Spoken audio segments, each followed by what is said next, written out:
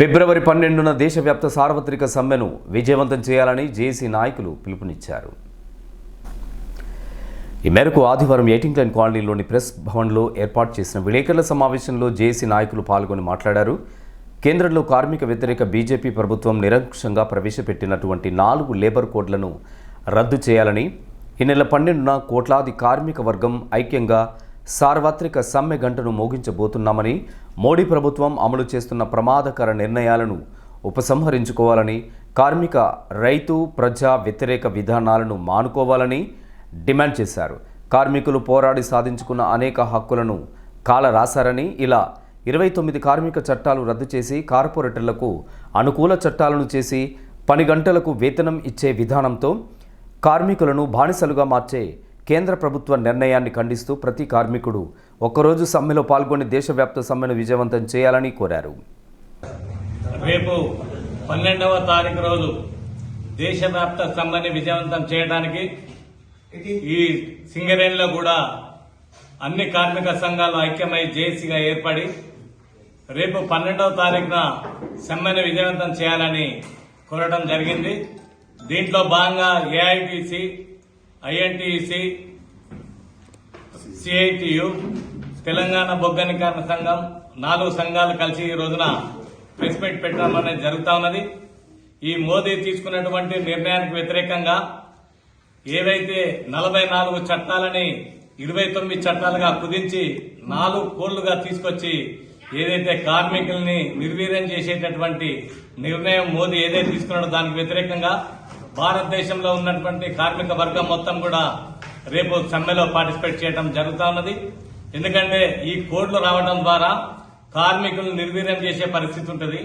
ఈ సింగరేణిలో ఏదైతే కార్మికులను లబ్ధి పొందుతా ఉన్నారో, భారతదేశంలో ఉన్నటువంటి కార్మిక వర్గం ఏదైతే హక్కులు సాధించుకొని మనము పొందుతున్నామో ఆ హక్కులన్నీ కూడా ఈ రోజున కాలరాసే విధంగా మోదీ తీసుకున్నటువంటి నిర్ణయానికి వ్యతిరేకంగా సమ్మె చేయడం అనేది జరుగుతుంది.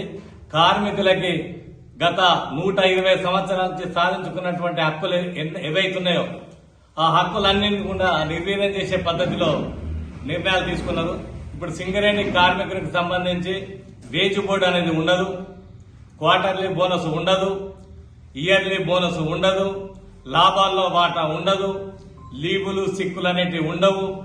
8 గంటల పని దినాన్ని మనము 1886లో సాధించుకొని మేడే జరుపుకుంటున్నాం. మనం ఆ మేడే రోజు అనేక మంది కార్మికులు ప్రాణ అర్పణ చేసి సాధించినటువంటి 8 గంటల పని దినాన్ని కూడా ఈ కోడ్లో రద్దు చేయడం అనేది జరుగుతుంది.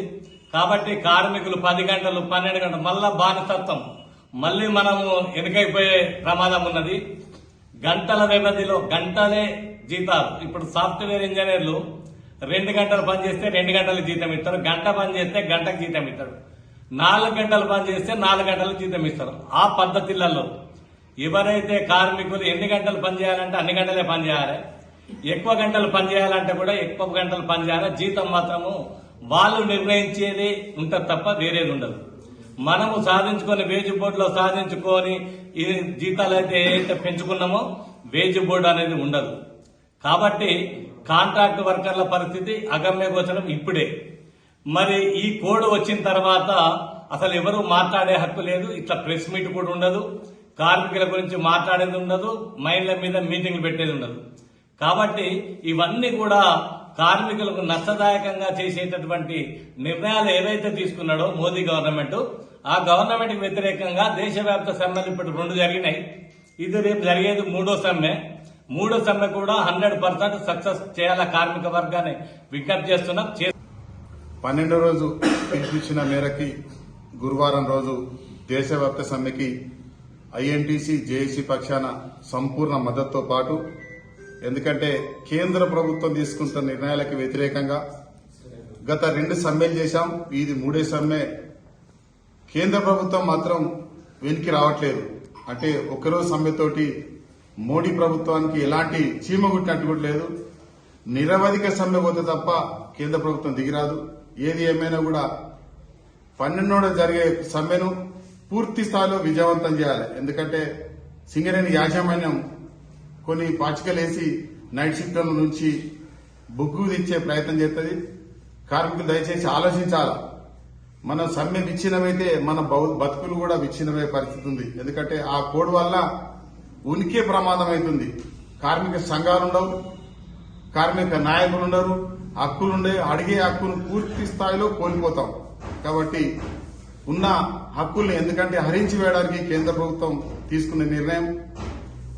ఆ కోడ్ వలన రేపు ఎన్నికలు అంటూ ఉంటే 51% పైన వాళ్ళు మాత్రమే యాజమాన్యంతో మాట్లాడాలా. మిగతా సంఘాలకి ఎలాంటి అర్హత కూడా కోల్పోయే ప్రమాదం ఉంది. దాన్ని గ్రహించి, ఎందుకంటే ఎంతో భవిష్యత్తు ఉన్న కార్మికులు ఉన్నారు, సంస్థ ఉన్నది. ఆ సంస్థను నిర్వీర్యం కాకుండా ప్రతి ఒక్కరు, ఎందుకంటే ఆ కోడ్ల మీద కూడా మేము గేట్ ఫిట్టింగ్ ద్వారా మీకు కూలంకషంగా చెప్తాం. ఏది ఏమైనా కూడా ఇప్పటికే ఆలస్యం గల కారణం ఏంటంటే ఈ మున్సిపల్ ఎన్నికల వల్ల మహిళల మీదకి ఈ మెసేజ్ చేయలేకపోయినాం. రేపటి నుండి అన్ని మహిళల మీద మీ దగ్గరికి వచ్చి కార్మికులకి విషయాలు తెలియజేస్తూ రాకున్నా వచ్చినా ఎవ్వరు తప్పకుండా పనిన జరిగే సమ్మెను మాత్రం పూర్తి స్థాయి విజయవంతం చేసినప్పుడు మాత్రమే మనం కొన్ని హక్కులన్నా నిలబెట్టుకోగలుగుతాం. లేకుంటే మాత్రం కేంద్ర ప్రభుత్వం మన స్పందన బట్టే అది స్పందిస్తుంది. మనం సమ్మెలో ఒకవేళ పాల్గొనకపోతే మాత్రం భారీగా నష్టం జరిగే పరిస్థితి ఉంటుంది. కాబట్టి తప్పకుండా ఆ సమ్మెలో పాల్గొని విజయవంతం చేయాల్సిందిగా కార్మికులను కోరడం జరుగుతుంది. విలేకరుల సమావేశంలో జేఏసీ నాయకులు వైవీరావు, ఎల్ ప్రకాష్, జీగురు రవీందర్, అన్నారావు, కొత్త సత్యనారాయణ రెడ్డి, ఉల్లిమొగిలి, బేతి చంద్రయ్య, దశరథం గౌడ్, సమ్మయ్య, దాసరి రాజిరెడ్డి తదితరులు పాల్గొన్నారు.